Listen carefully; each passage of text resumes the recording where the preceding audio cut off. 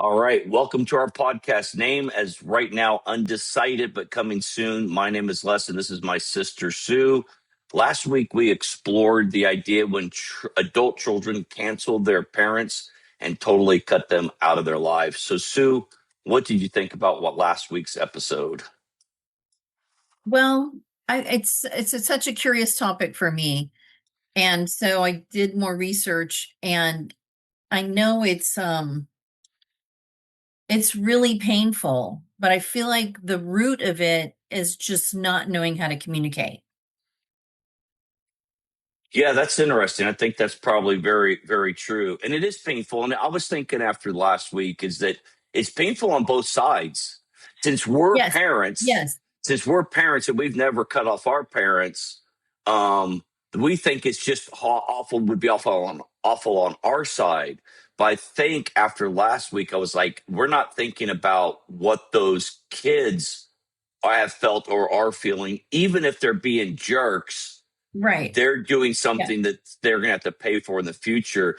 And because the parents feel confused and abandoned, but I think the kids often feel like that they've been controlled, that they're not heard, they're not respected, yeah, and they're not honored in their position as parents. And they're just always subservient to the I'm the parent, you're the kid role, even into their 20s and 30s and 40s. So that was interesting. yeah. It was funny because I had a neighbor, a younger dad who is also he has grandchildren, but he's like 15 years younger than me, and they have kids still at home. And he said, like, do I just tell my kids you have to bring your kids to my house?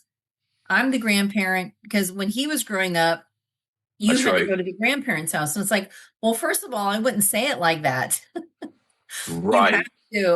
I would say, hey, how can we work this out? That it's like there's a whole language that you have to learn to use that's not controlling your adult child. Like Right. giving them agency to make their own decisions and letting them know that you want them to make their own decisions. Yeah. Yeah, and that's super hard. Yeah, I hadn't thought about it also that we are probably like we think that the next generation should act like we think we acted, but then Yeah, our and parents probably didn't think we acted the way that they think we should have acted. yeah, whenever people say, "Well, how do you feel about something my kids are doing?" and I said, "Well, I know how my mom feels about some of the things I'm doing, and it's none of her business." And That's right. so I apply that principle to my adult children. It's none Yeah. of my business. Do they need my help? Did they ask for my advice? Glad to give it, but really, they have to make all their own decisions. That's Right, good. right. It's good. Yeah, they really do.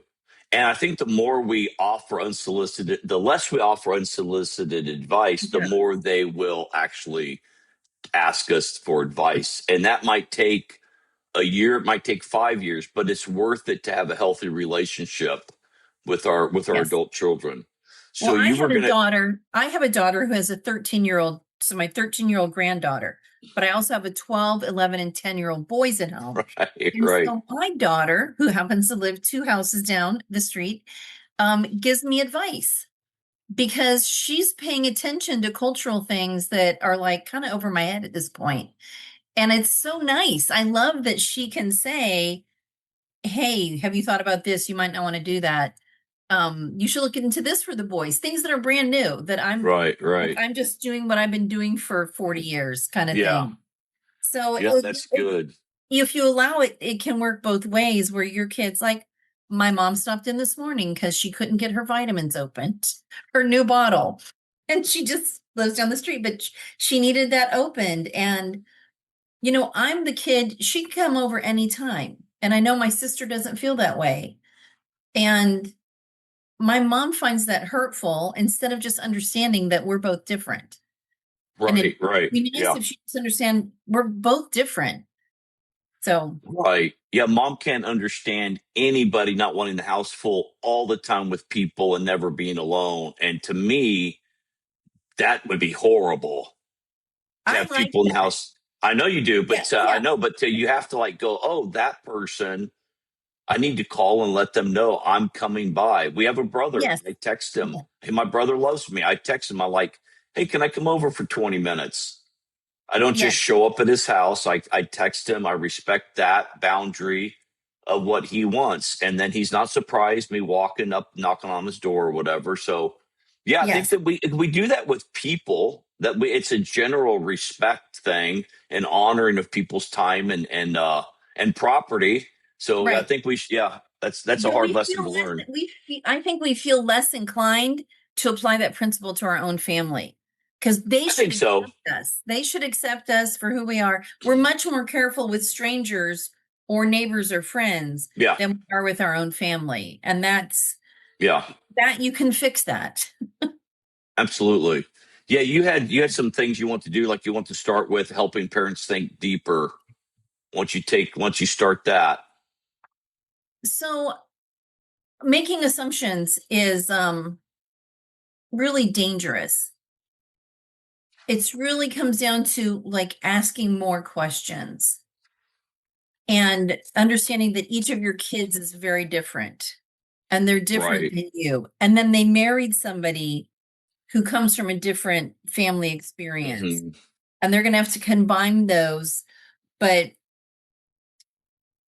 asking yourself, what do you want out of the relationship with your children is really important because once your kid is like 18, 19, 20, whenever they leave home, there's a long life. So if my kid leaves home when they're 20, and let's say I'm 40 and I live to be 80, that's 40 years.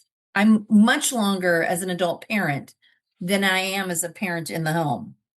Oh, And that's interesting. Yeah. we have to really consider as your kid is leaving the home, how do you equip them for that?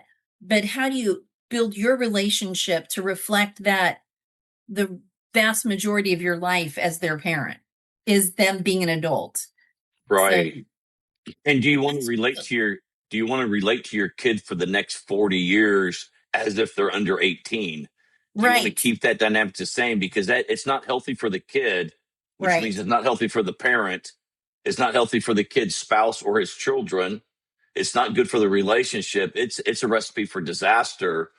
But I think that some people have thought, what relationship do I want? And they want a relationship where their kids do what they tell them to do, Yeah, and their that's kids. So so dear to that me becomes a problem.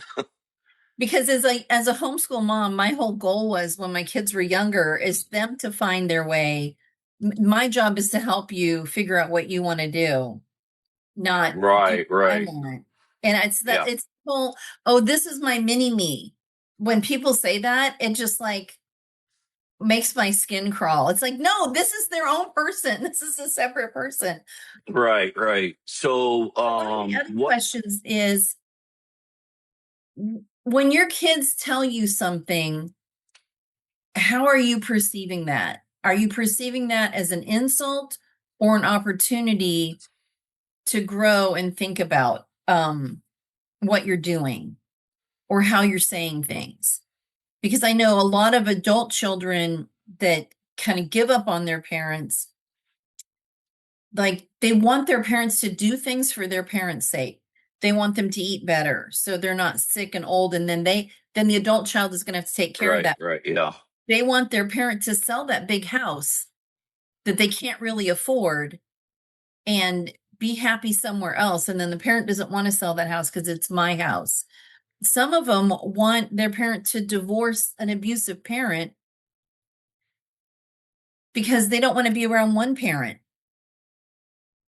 And so both parents get shut out. So just asking what you want out of that relationship and then actually listening to your kids, I think would be super helpful. yeah. And you had written down here, like, what am I assuming about my adult children? That's no longer true. Yeah. That I think that's a real and you to ask yourself that first, and then even you can ask your child later. But I think asking that question, and then also asking the question, um, you put down here, where have I stopped listening to my adult children? So I think those Yeah, are two super important questions. right. Because on either side, if you're if you're seeing them through that lens of they're 12 or whatever, like I have one kid who didn't like gardening, didn't like working on the house, didn't like cooking, who as a 30 something year old loves doing all those things because he also is very frugal, and he Right. knows that he gets joy out of those things, partly because there's joy in them, but also because he's saving money. And it's so cute. It's so fun to watch that and see him as he is now. And it's kind of funny remembering how he was, but he's not the same person. He's learned Right, and right. grown. And it's so funny. Michael told me he has our son who's in his 30s has an intern, and I'm like, is he old enough for that? So That's they funny. become their own person. They become like the person they married. And those are good things. Yeah, they're actually because you have we might have covered this in the first one, but you leave and you cleave. Yes. Your kids are not your family anymore. They're family members. They are out Yes. of your household. They Yeah. are to raise a family. They are to cleave to their wife. And if you are causing trouble with the spouse, husband or wife, or you're causing conflict, then you are the problem. And I Right. know I know that's not always the case in all of that, but I think we have a hard time thinking through that, like listening to our kids and I think it's really hard for a parent to allow our kids to have their own memories of how they were raised, of what they liked or disliked, how they didn't like, how they were punished, or the discipline or the flow. And it's really hard for us to think that through and not always have our feelings hurt. And if we're the parent who always has our feelings hurt, then what we're signaling to our kids is, um, don't talk to me about anything Yeah. that you feel. And then our kids are saying, I think down the road, some is like, well, then don't talk to me. Yes. If Yes. we can't resolve something where I don't have to keep you if we don't resolve that, the child is not there to make us feel good about how we parented them. They're Yeah. Well, not. I mean, we have yeah, to be really careful. They have to go and be their own person. that would mean that I didn't make any mistakes. And then Right, right, yeah. the one thing you do with one kid, so we have 10 kids, and we have three groups of kids. We have 30-year-olds, we have some late teen, like 19 and 20-year-olds, and then we have the three little boys. And in each of those groups, there's a similar personality thread that Right, belongs to right, those yeah. groups. And it's so interesting to see that, like, something one kid really liked that they think I did well, like they love it. They loved going on field trips or whatever. And then somebody else didn't. And so I Right. don't know that. I can't know that because they're all different. And just accepting that, one kid likes Brussels sprouts and the other one doesn't, just apply Hmm. that to everything else because we're all Right. different. And Yeah. it's okay. Well, I wrote But down here. Go ahead. the, I was going to go into the next one. They have plenty of Don't free. don't go Okay. don't go to the. Oh well, we don't have to go through all of those. Yeah, go ahead. But yeah. Because they have plenty of free time. So the parent who's still working, but they have grandkids, but their kids are working and they have the kids, like who really has more free time? Right. It's not your Right. kids. They're- I don't think it's your kids. In my experience, homeschooling of four kids, Michael's working all the time. My parents came to my house a lot. And I went to their house because they were by the zoo and the museums, and we'd stop in for lunch. But we worked all that out to try to find space in the Yeah. business. And Definitely. that takes conversation. Mom and dad and mom and Ed, our stepdad, were really good at visiting their kids. It's amazing Yeah. how much effort they took, both mom and dad, and mom and Ed. It was pretty amazing. Yeah, they did a good job with that. Yeah. But that takes a lot of communication. And my mom wouldn't, mom would normally just walk in our house at 6:30 in the morning, but she's got some dementia. And so I'm just okay with it. It's like I'm Right. just Right. knocking on the door. I wasn't sure anybody was awake. Well, we'd be awake now. Well, that I think also that it goes back to the communication being a big problem is like I think a lot of parents say, "This is what I'm going to do for you," instead of going, "What would you like me to do for you this week? How Right. can I be helpful Right. with you?" Instead of I'm going to take them out for ice cream Saturday, it can be like, "Hey, can I pick them up from school and take them to a game for you?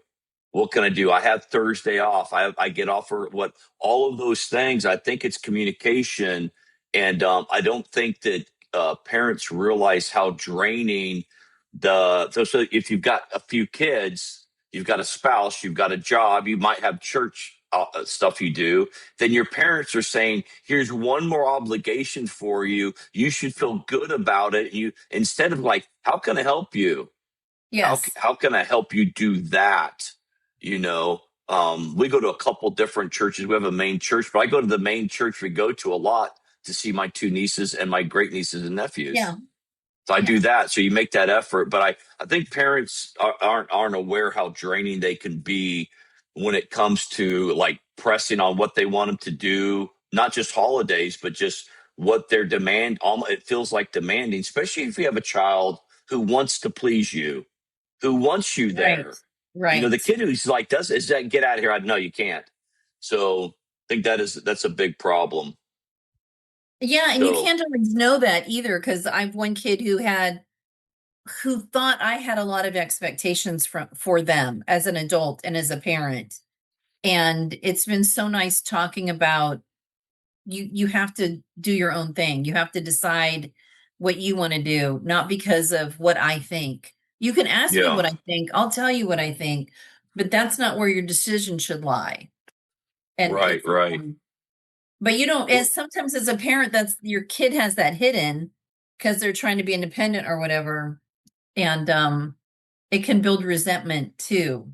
Well, I think, and we'll get to that part in the next part about exasperating our kids because that's actually that bitterness, that resentment. I think that what you Yeah. said is there. I think just like we're not aware of our need for our kids to do what we want them to do or parent like we want them to parent or to honor us falsely by lying about how they felt about how they were parented.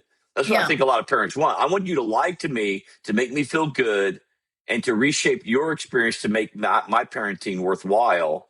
And that's I think that's exasperating. But it's I want to like end this part with like three questions you might want to ask your children and three questions you might want to ask yourself. And I'll just say the three questions you might want to ask your children. You can give some input. So, um, what was growing up in our home like for you? Where did you feel misunderstood as a child or as a teenager, and what do you wish I understood about you now? I think those are three questions that can open up. Yeah, And that's I've good. never asked those questions, but in our family we do. I only have two kids only.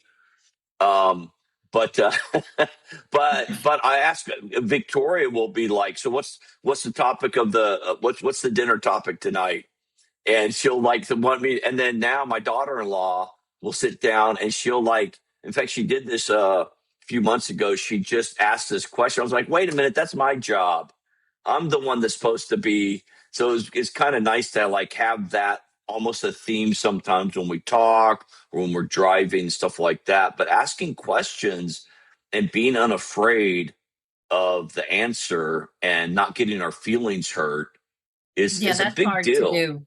When my It is kids hard to do. Yeah, when my older kids were younger, it had come up to ask your kids somewhere about what they like or don't like about you. And so I'd ask my kids and I asked them separately, and they all said the same three things, just three That's things you what you think said. I could do better. And it was really hurtful, not because what they said was hurtful, but they saw that in me that I Yeah. thought no, they didn't see because I was dumb.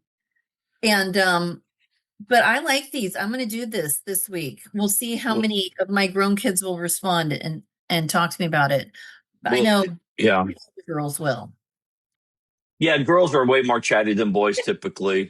So that's an amazing revelation to me. Okay, so that whole idea of like not getting your feelings hurt. So here's three questions to ask yourself as the parent of adult children.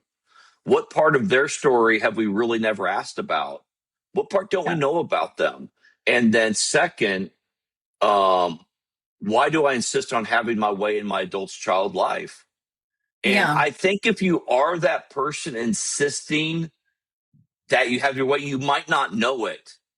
That's the thing. You might think, I'm Oh my just God. Yeah. speaking the truth. I'm just giving good advice. I just want the best for them, which is probably rarely true. Okay, Yeah. so why do I insist on having my way in my child's life in any one area or all areas? And then the third and hardest one, can I listen to my adult child's answers and not defend myself? Now, that doesn't mean you're not giving a response, but you don't have to give a response that day. You can hold it. You say, why does this hurt my feelings?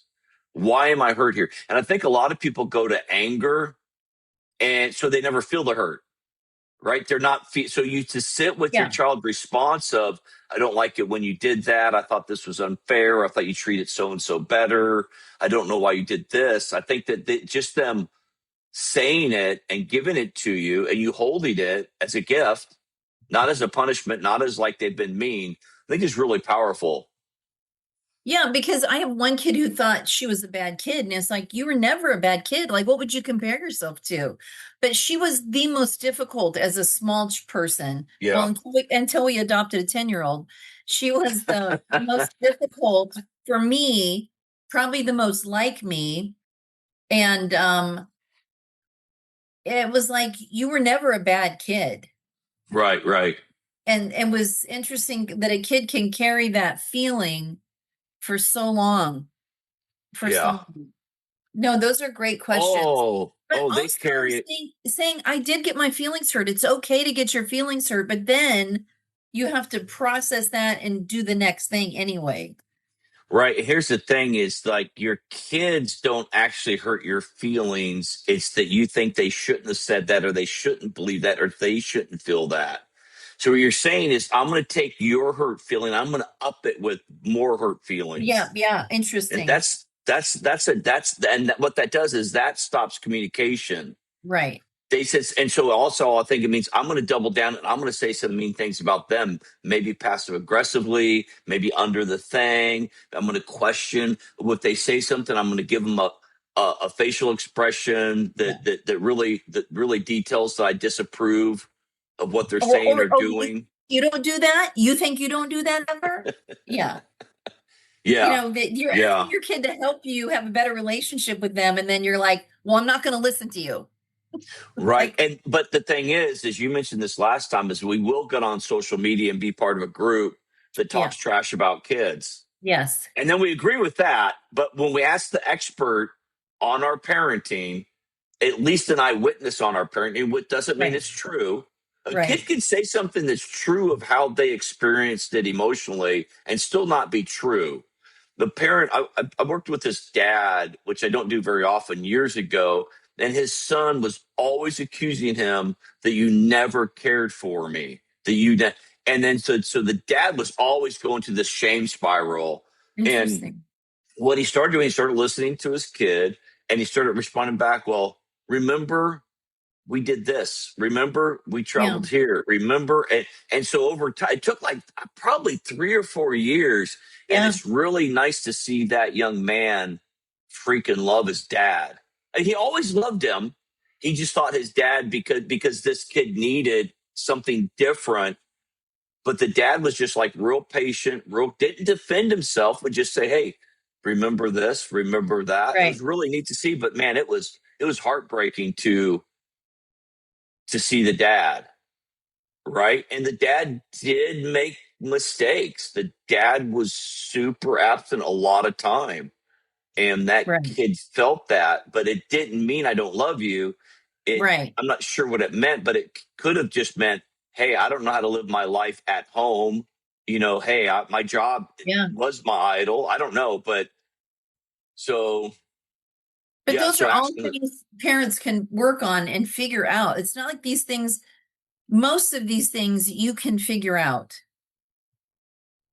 well, you can if you say that I am responsible. Right, So it might not be a parent's fault that a child has canceled them or gone no contact, but they are responsible for their part.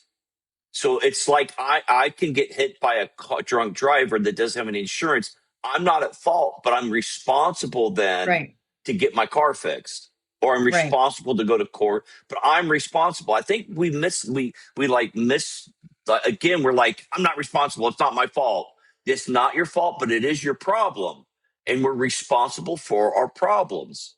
And I think for parents, it's like, oh, I have an issue with my adult child and I want something different. My adult child is telling me what they want. They don't want to be around me. I want something different. So what will I do within myself